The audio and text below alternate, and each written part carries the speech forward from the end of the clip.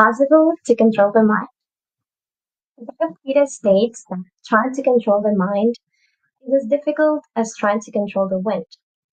Let's say it's impossible, right? Because the mind is restless by nature, and most of the times it controls us instead.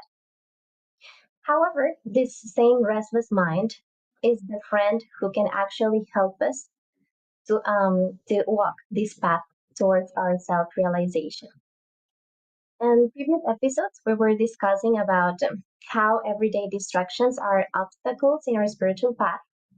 And today, we're going to dive deeper into how to use our mind in a proper way. So, for that, we have Hari Priya today, who's going to guide us through the topic that's named Your Mind Isn't the Enemy, It Just Needs Direction. Welcome, everybody, and welcome, Hari Priya. I think that without further introductions, we can dive into this topic. Thank you. Thank you so much, Sudarshan. Yes, I think all of us are handling our minds in different capacities, and sometimes it does feel like the mind is dragging us in the wrong direction or causing a lot of suffering and pain. And then other times the mind is like fixed on a goal and clear and focused, and it helps direct us. Welcome, Colleen. It's always nice to have you. And today we're going to read a verse. And actually, I can't help but to speak about the couple verses that are coming, although next Thursday I get to dive more deeply into those. And they speak about the human conditioning, the human context. And so in this verse, Krishna is talking to Arjuna about the mind. So we'll dive right in. Om Ajnana Timirandasya Gyananjana Shalakaya Chakshurun Militam Yena Tasmai Shri Guruve Namaha. Om Namo Bhagavate Vasudevaya. Om Namo Bhagavate Vasudevaya. Om Namo Bhagavate Vasudevaya. So we're on verse 60, chapter 2. We're coming almost to the end of chapter 2. The senses are so strong and impetuous, O Arjuna, that they forcibly carry away the mind, even of a man of discrimination who is endeavoring to control them. So, and we've spoke recently about the senses and the mind and the soul, right? So right now we're understanding that we're in a body that has senses, and further superior to the senses is the mind.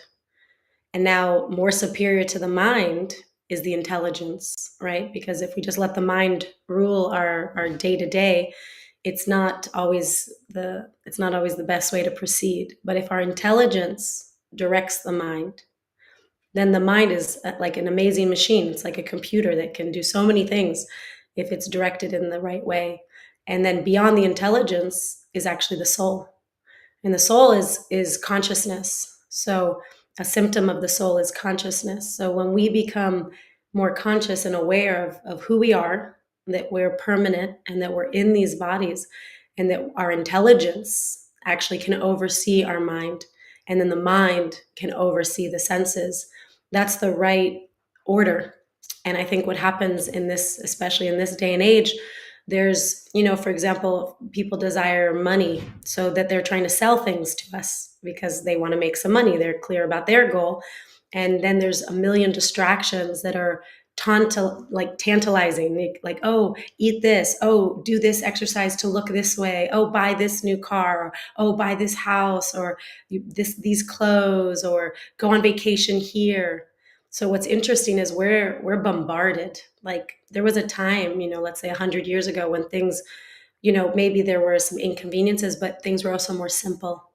And now with the media and the internet, it's like it's nonstop attack on the soul, in a sense, on the soul and the intelligence. So the mind and the senses are being constantly enticed, just constantly attempted to be attracted.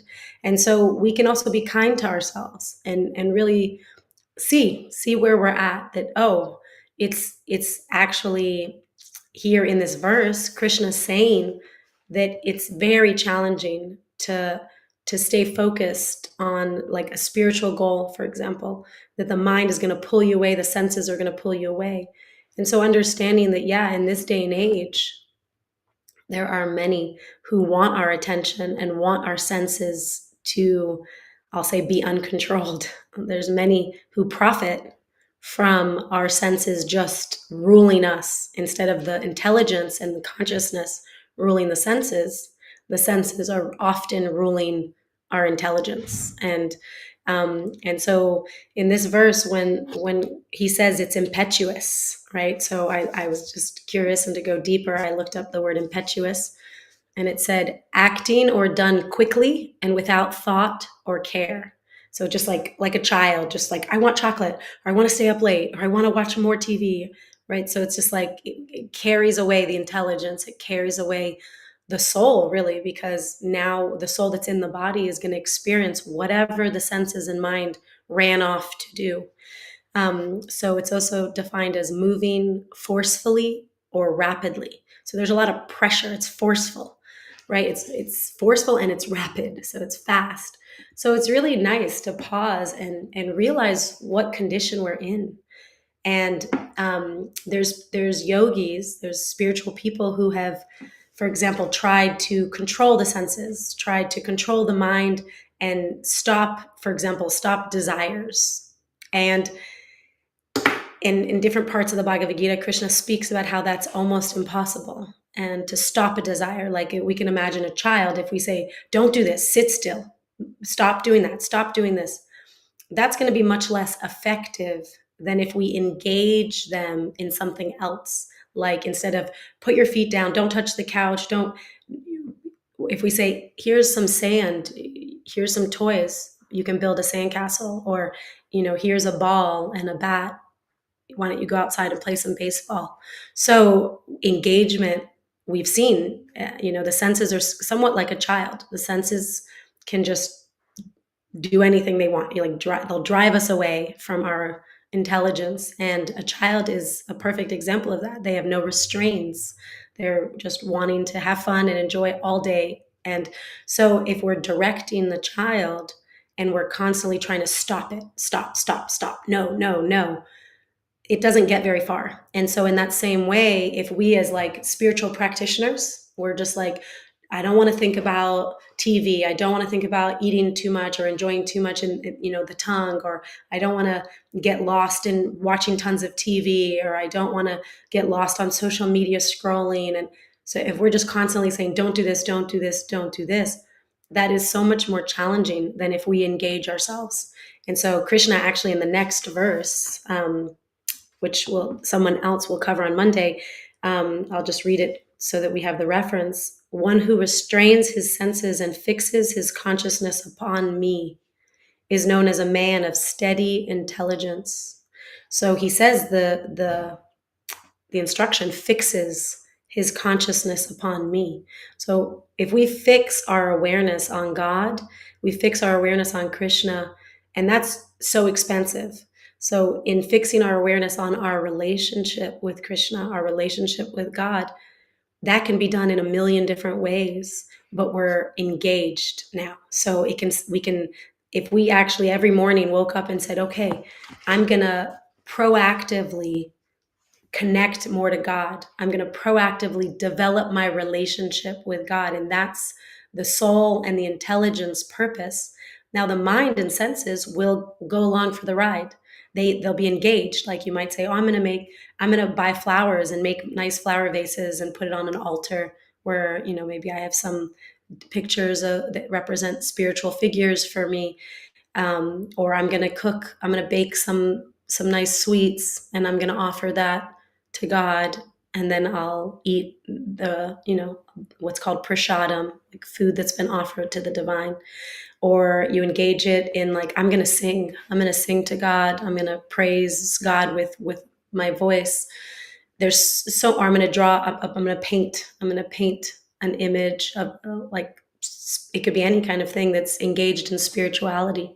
So if we decide, if the soul and the intelligence decide, I'm going to proactively fix my mind on something to do with my soul and who I come from, where I come from, God, then we can have steady intelligence. Then we're a man of steady intelligence. And here, if the senses are recognized as strong and impetuous, if we can accept except, yeah, the mind is trying to control the senses, and the senses are strong and they're impetuous. And we really understand that, like, the senses are forcing us to do things like, give me more ice cream, give me more chocolate, give me more TV time, give me more whatever it is. Then also we have the option of seeing how we're going to respond when we do get carried away. And so in this purport, it speaks about like amazing yogis and spiritualists who spent lifetimes, or let's say decades, even, just to make it more tangible for us, meditating and praying and maybe writing books about spiritual topics, reading about spiritual topics. And even they got carried away into forgetting that they were the soul and giving the body, the senses, whatever it wanted that maybe felt less than, had less integrity than what the soul and the intelligence wanted, right? So we make mistakes and we do things and we get carried away and we do things that we regret. And so that's a topic I also wanted to cover today, is if we accept that we're in the human condition, if we accept that we are in a body that has these strong and impetuous senses, then how do we respond when we don't do what we want to do, when we're not living at our highest conscious place, and when we're maybe out of integrity, that all of our goals are forgotten, perhaps our clarity is lost, and we've like fully dived into watching 2 hours of TV and we feel like crap. And then how do we respond to that? So one thing I wanted to mention is, if, like, a parent, a mother, someone who loves a child, if that parent is knowing, oh, this is a child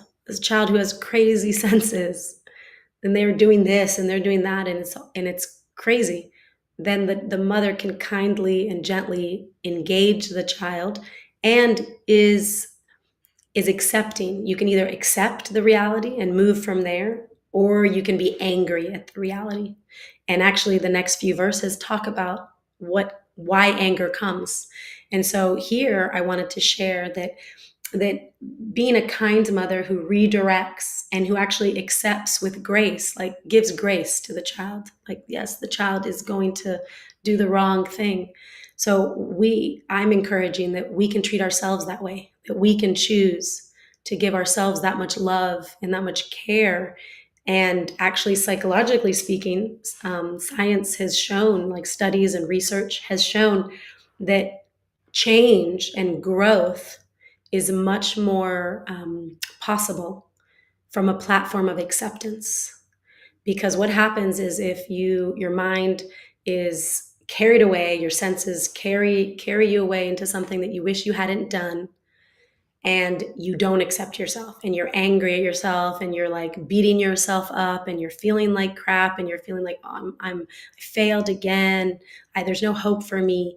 That place is much more challenging to have growth come from that space. So we can use our intelligence to say, well, I'm in a human condition. The human context is that we make mistakes. That's just like guaranteed. We are going to make mistakes. And if these great personalities, these great yogis who are constantly dedicated to spiritual life are making mistakes, then we're pretty much guaranteed that we're going to make many mistakes.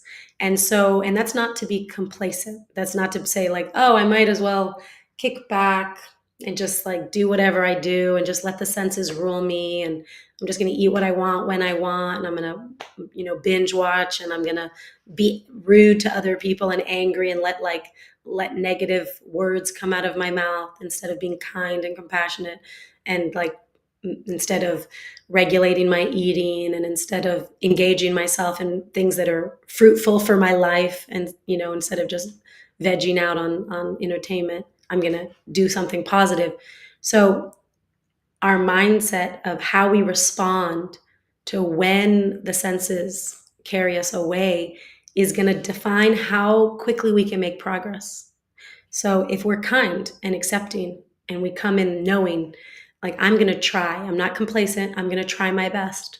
I'm going to try, and I'm going to remember that I'm going to make mistakes. I'm going to, like, let's say, fall down. Fall down is referred to in the Bhagavad Gita. Sometimes we fall down into the material world, which basically just means we forget we're the soul.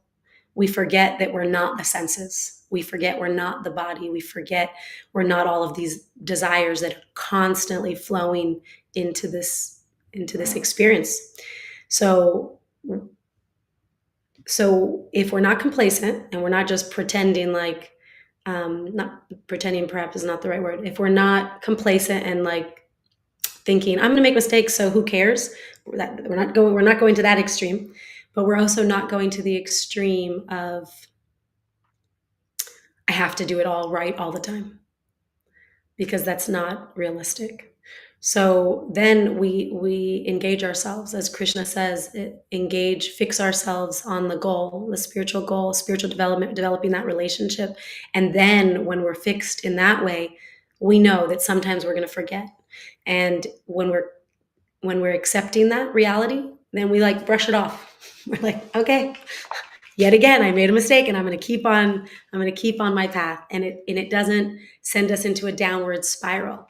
There's a great book called Changing for Good. It's a psychologist that, well, it's a couple PhD people who have written, they've got PhDs in psychology, and they're writing about when we want change. And sometimes there's different phases. There's, contemplation, then pre-contemplation, even then there's action, then there's developing the habit. But how do we handle fallbacks? Like, how do we handle when we've slipped back into the old habit that we're trying to change? And they speak about this, that seeing it more like a spiral. Like, we're going to move forward, and we're going to maybe dip back, and we're going to move forward, and we're going to dip back, and we're going to move forward. And so if we know that ahead of time, then our spiral is going to go much faster. And then the other thing I wanted to mention today is there's many ways that the mind can carry us away. The senses can carry us away. So, like, in this experience, what I'm referring to is like forgetting who we are, and getting lost forgetting our goals. But it could even be in our own meditation. Like, sometimes we chant Hare Krishna, for example. The Bhagavad Gita recommends you chant mantras and you focus your mind there. So this morning, I, for example, was focusing my mind, and I noticed that my mind drifted off. And then I was like, okay.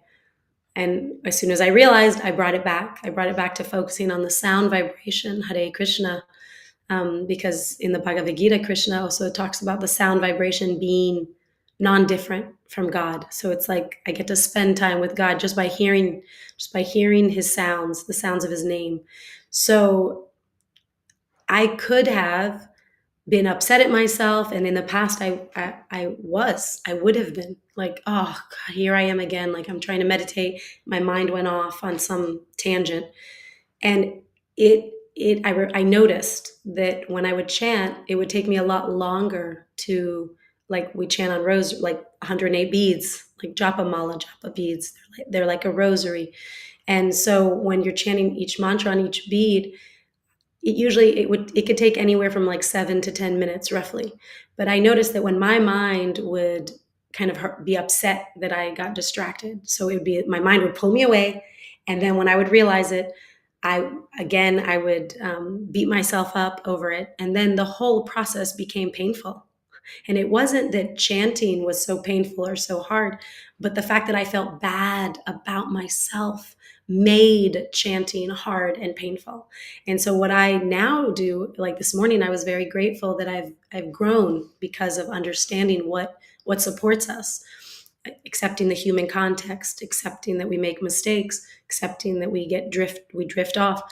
That platform, because I know it now, my mind drifted probably like 15 times this morning. I chanted for about an hour, and it drifted so many times, and every time it was like nothing. I didn't miss a beat. The moment my awareness came back of like, oh, I'm not listening to the sounds, I'm not listening to these mantras, my mind's thinking about what's going on tomorrow or later today or whatever my mind would drift off to.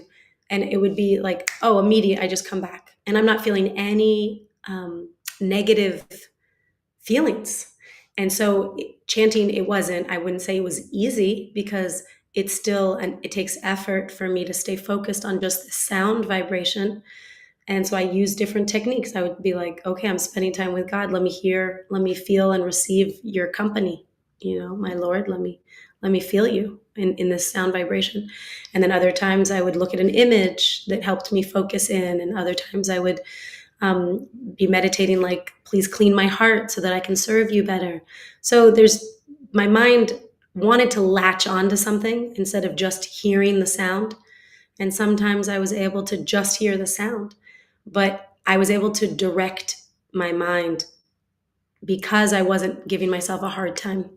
So, like, if a parent is like angry and yelling at their child, is that child going to be more likely or less likely to listen? Right? So it's pretty obvious they're going to be less likely. But if a parent accepts the child, which it's it doesn't mean they're okay with the behavior of the child, but it means they know that it's normal for a child to misbehave. They know it's expected for children to, let's say, make mistakes and do the same thing that they've been told not to do a few times until they let go of that habit or that activity. So if I come from that platform of peace, gentleness, acceptance, then I'm not ruffled, and the child is more able to actually grow, because I'm able to say, hey, remember, I said don't do this. Let's do these other options instead, right? So then I'm proactively engaging them something else so that they can let go of whatever's happening. And in that situation, it's not a painful experience for the child. So then it becomes something they're open to. They're open to, and then they grow faster. So in that same way with ourselves, if when we've watched 2 hours of TV and then we're like, oh, I really didn't want to do that, if we literally like drop in, take a few deep breaths and like feel our feelings, but don't judge ourselves. Like, no, like, yeah, I'm in the human context. I'm in a body that has senses. The senses want things. And sometimes the senses are stronger than me. And then other times I'm stronger than the senses, and I redirect myself to what I want to be doing. And in that sphere, then the experience isn't so painful.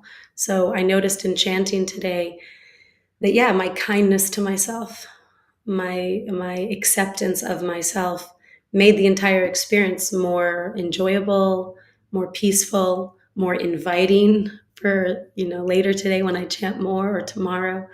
And so I wanted to touch on that in this verse, when it says the senses forcibly carry away the mind, even of a man of discrimination who's endeavoring to control them. So I really saw this as, it seems obvious, and yet Krishna's saying it for a reason. He's bringing it to our attention. And so let us really understand this point. Let us really know where we are in the human context. So yeah, it can pull us away, down the rabbit hole of activities we don't want to be in, or it can pull us away during our meditation, and fixing our awareness. Like, for example, at the beginning of every day, having the purpose of, like, today my goal is to know that I'm a soul a little bit more than yesterday. Today my goal is to fix my mind and my activities to some degree on engaging in my relationship with God, my relationship with my source. And how will I do that? Well, now my mind gets to think about it, like, yeah, what do I want to do? What do I want to offer? How do I want to engage my time? And in that sphere, then there's so much possibility. So thank you. I feel complete, but I'm open if there's questions, or if Subhadra has any questions or comments. Well, yes, I have a couple of comments before I ask you a question. Well, first of all, I loved how you explained the way we can engage our own talents. The things that we do daily, we can use them, we can offer them to God, we can use them to serve that relationship with the divine. And because the fact is that it's the senses who are dragging the mind, right? So we should engage those senses in a proper way for the mind to be more focused. Is that right? I mean, if you're engaging your senses, your body, yes, your mind will feel, it'll be easier. It'll be easier for the mind to stay focused on your goal. So there's the senses, the mind, the intelligence, then the soul. So essentially, as long as it's the soul or the intelligence that's leading, then both the mind and the senses are engaged because we're even engaging our mind, right? So I think the class today, I wanted to emphasize that we're not our minds. We're not our minds. So we're intelligence. So as we use our intelligence to direct our mind and our senses, then we're more satisfied and the soul becomes more satisfied. But if we're just serving the senses, who's satisfied? The senses are never satisfied. They want more and more and more and more. And the mind is also never, you never go like, oh, I have no more desires. The mind is full of desires. They have more and more and more desires. So it's like, okay, let's know that context. Let's know that human context and let our intelligence say, I'm going to feed my soul. I'm going to serve my soul. I'm going to serve who I really am. I'm going to fix myself on whatever strengthens my relationship with my source. And in that, then the mind and the senses can be engaged in so many things, making flower garlands. I was going to say, like I said making vases, but it's, you could literally ask, nowadays you can ask ChatGPT, like, what are the ways I can serve God with my mind and my senses? And they'd probably give you 100 things. But yeah, I spoke about just kirtan or singing, whether it's singing devotional songs or singing songs you write yourself. You could write poetry to God. You could, even planting vegetables and planting fruit, and that you're going to then offer to God. Like, being anything you do, you can farm for God, you can cook for God, you can, even I'm a realtor, right? So it's like if I'm showing houses, but Krishna says do your duty and meditate on me. So if I'm showing houses and I'm thinking these aren't humans trying to buy this house, these are souls trying to create a sanctuary, these are souls that want a safe place to have self-realization. Like if that's my consciousness, then I'm going to enjoy my service. Like, oh, let me help these people find a sanctuary for their soul to be supported and waking up to the reality of being a soul in a body. So I'm glad you said something because yeah, a lot more ideas came to me to share of like how we can direct our mind.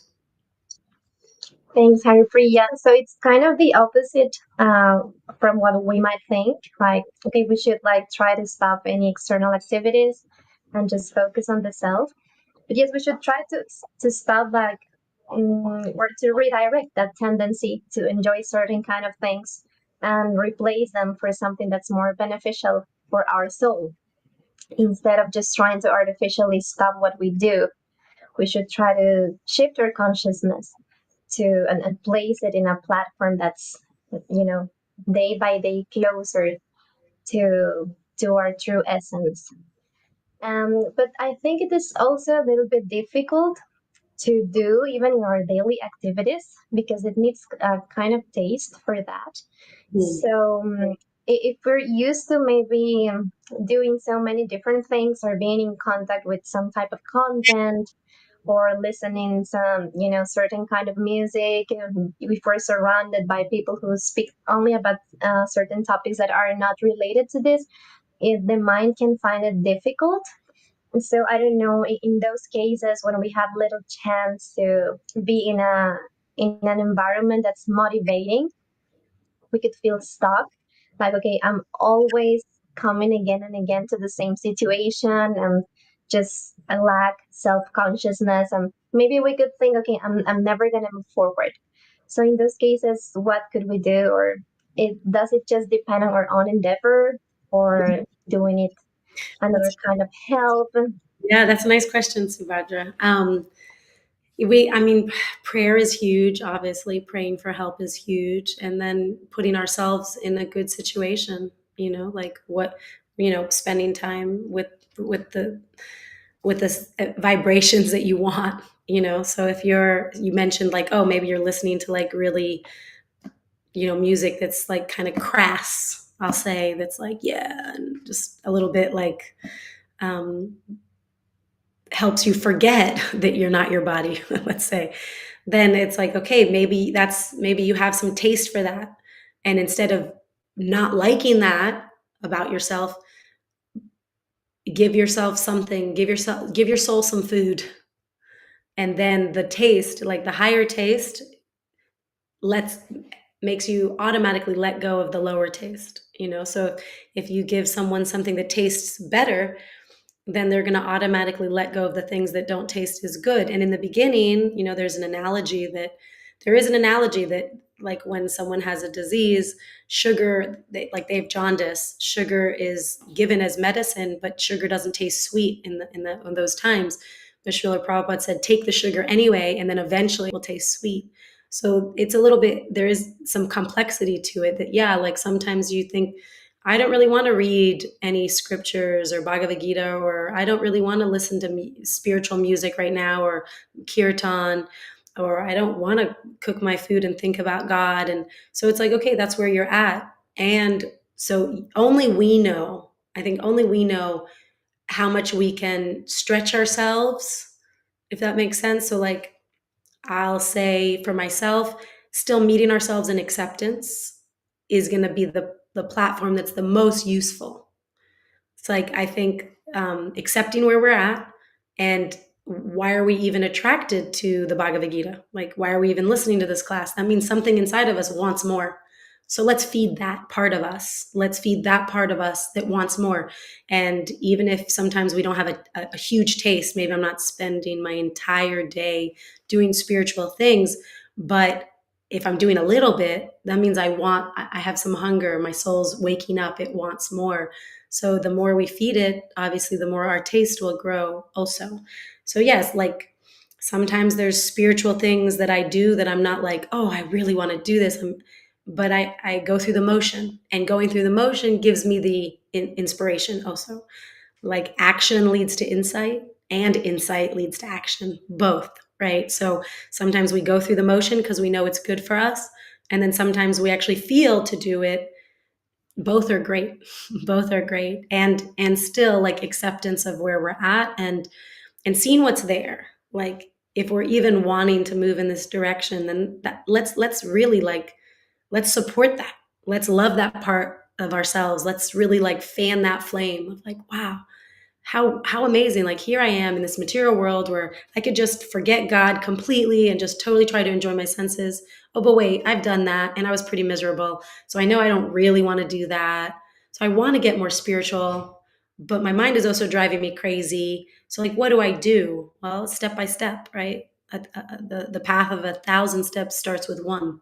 So step by step, we do more spiritual things. We read more, we hear more, we spend time with spiritual people. We, offer incense, offer flowers, offer food to the divine, whatever we envision the divine to be.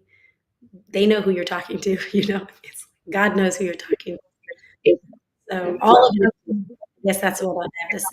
If you're in the thick of it, it's like, it's okay. That's where you're at. You're starting to, like a lotus flower, starting to grow above the muck, and grow and open, and let yourself open. We're not going to pull your petals open. Like, let yourself open with care and love, and honor what you are doing that you're proud of and happy with. And then more of that will be naturally inspiring than if we're upset at ourselves that we're not doing enough all the time. It's like, let's really, like, where I think it's Vaisheshika Prabhu who says, where attention goes, energy flows. So, like, again, where are we putting our energy?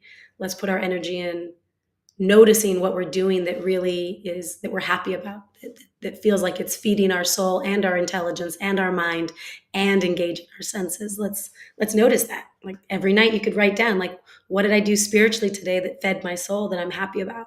Like, direct your mind there. That's a way to direct your mind to focusing on that, and then that will grow.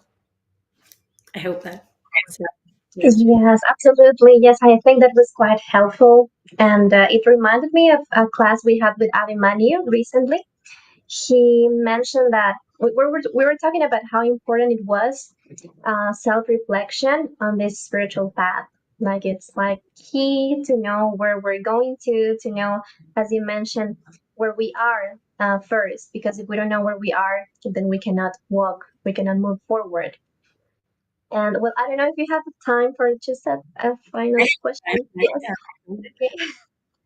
So, well, I was thinking about those moments when, well, I'll start with this. Once I read that, I think it was a quote, I think from a Swami from India. I don't know exactly who it was, but the quote say that if the mind's feeling tired because it's really tired from working, from daily activities, and because of that you don't want to chant mantras, or you don't want to do a spiritual activity, then you should let the mind rest. Mm. But if it's just like it doesn't want to, and it's like trying to take you to another place because it just wants to get distracted out of another reason, then we should try to push the mind and grab it and kind of force it, let's say, to practice.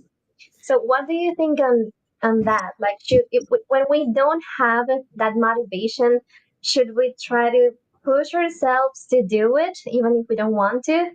Because some people say that, okay, I don't feel motivated, so I'm not gonna do it, and they just do it when they're motivated. But I think you could go on like that for for a long time, and nothing will happen. So I think we should try to move forward. But I don't know what your opinion on this is. Yeah. Um, well, it reminds me actually of a class I gave. I don't remember the title of it, but I remember I really wanted to hone in on this because pushing and forcing has not given longevity in my practice. So I can't speak for what's good for everyone, because some people might be like, yeah, if I push, I'm gonna break through, and then I'm gonna get a taste, and then it's amazing, and maybe that works for them. It didn't work for me. It didn't keep. I wasn't able to keep the like sustain. I wasn't able to sustain that. So what I found and what I spoke about is actually like this morning it happened. It was like I think it was 5:15 in the morning, and I was like, okay, I have an hour. I want to chant, and I was like, I don't want to chant. It happened literally this morning, and I said to myself, okay, I'm not going to force you. I knew I was going to chant. So it's like, it's for me, it's more like you can call it rising above the mind or sinking below the mind. Like but you're going to step out of the context. So I spoke about once there was a whirlpool, like, let's say like I don't remember what it's called. I think it's a whirlpool. It's like a tornado, but in the water, right? So it's spinning and spinning. It's a cone shape.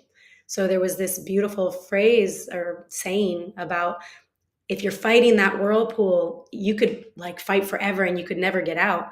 But if you just sink to the bottom, then it's at the bottom, it's a cone shape. So now you've got just a drop that you just step out of. So to me, sinking below the whirlpool of the mind of like, I don't want to do this, I'd rather do this, so I'm just going to forget it, I'm going to just ignore that, and I'm going to do something else, and I'm going to feel like crap because I'm going to try not to think about it too much because I really don't want to do it, right?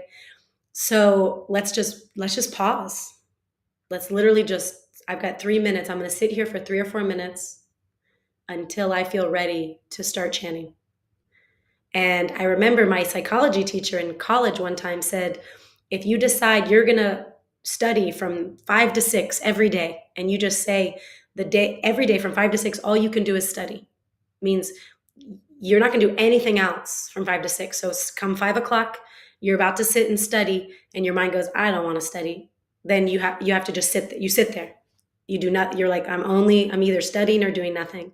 So I remember I did that. I remember being in a library at like Sarah Lawrence College, 2002, and sitting there and trying his technique. And like I remember sitting there, and about 20 minutes passed by. I did nothing, and I was bored, and I started to study.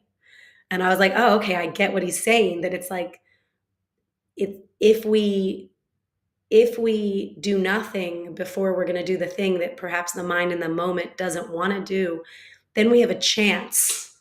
But if we let the mind pull us into another activity, like pull us into a distraction, then we're in trouble because we're not going to meet our goals, right? So for me, I would say what helped me more was taking a bunch of deep breaths and feeling experiencing my experience. Someone once said in the Bhagavad Gita, the first lesson in the Bhagavad Gita is experience your experience, because Arjuna is fully experiencing his experience. He is an alpha male at the time. He is like the most, like, he is a warrior. He is like the alpha male, and he allows himself to cry, to drop his bow, to have his mind reeling. He's experiencing his experience. So I remember when someone was like, the first lesson of the Bhagavad Gita is experience your experience. I was like, okay, so let us experience our resistance. Just experience it. Because, like everything else on the planet, it will pass. Like if we fight it, because also resistance, what we resist persists. Like there's another saying, what we resist persists. So if like you're resisting and you're like, let's just pause and like let ourselves feel that. So like I remember I was at the temple this morning, luckily around other people, so that helps for me. I've noticed if I'm chanting around other people, it's more helpful for me to not get distracted and pulled away. So I sat on a bench and I was like, okay, I don't want to chant. I just sat there for like about 2 minutes and I was like, okay, I'm ready. And I started chanting. But if I had just pushed myself, it's like, oh, I don't want to chant.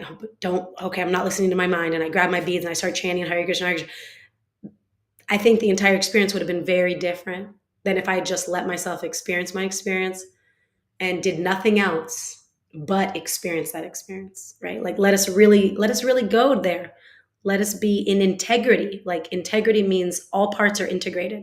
So the part of you that doesn't want to chant, let it have a space.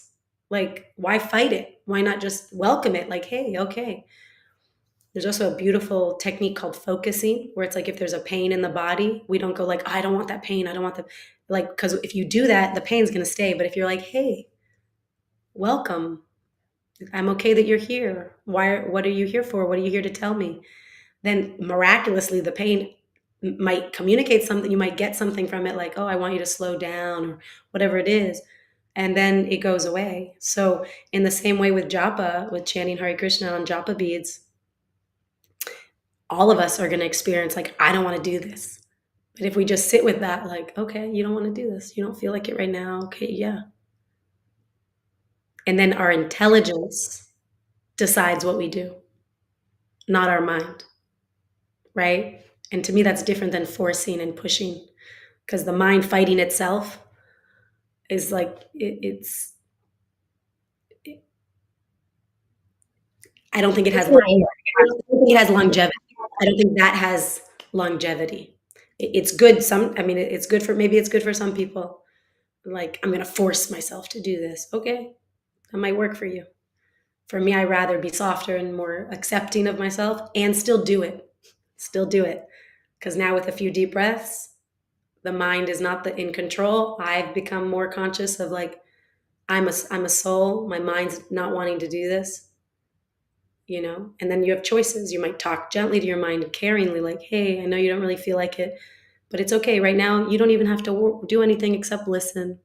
You can relax. You're just going to listen, or you don't say anything. You just know that you're going to do it, and you do it without, fighting, without having to fight your mind. Well, Haripriya, thanks so much. I really find that useful. I'm gonna, for certain, I'm going to apply it next time I'm facing this situation. Um, Even if we're all different, I think we can all find something useful for our practice with all that you've shared from your own experience. And maybe when we try to fight the mind, I think it's something that usually happens at the beginning of our practice.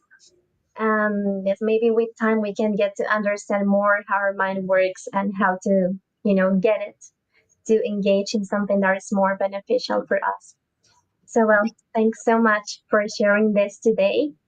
I think it's a very interesting topic, and of course, it has a huge practical application nowadays because so that's what the world nowadays is like.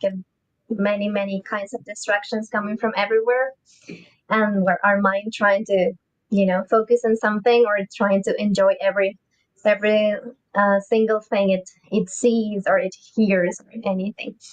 So, well, thanks again. And here we have a comment from Colleen. Thanks, Colleen, for always joining us in these sessions. And thank you, Haripriya. Hope to see you soon on our next class. And well, to everyone who's watching, remember you can catch our live sessions every Monday and Thursday at 7:30 p.m. and 8 a.m. Monday, 7:30 p.m. Thursdays, 8 a.m. EST. If you cannot join us live, you can always browse our YouTube channel and catch up the previous episodes. And you can find our class schedule following us on our Instagram account at Ashram Talks ENG. Well, I hope to see you in our next episode, everybody. The class is titled Engage Your Heart in Your Yoga Practice. So, well, with this, we finish today's episode and hope you have a great rest of the week. Goodbye.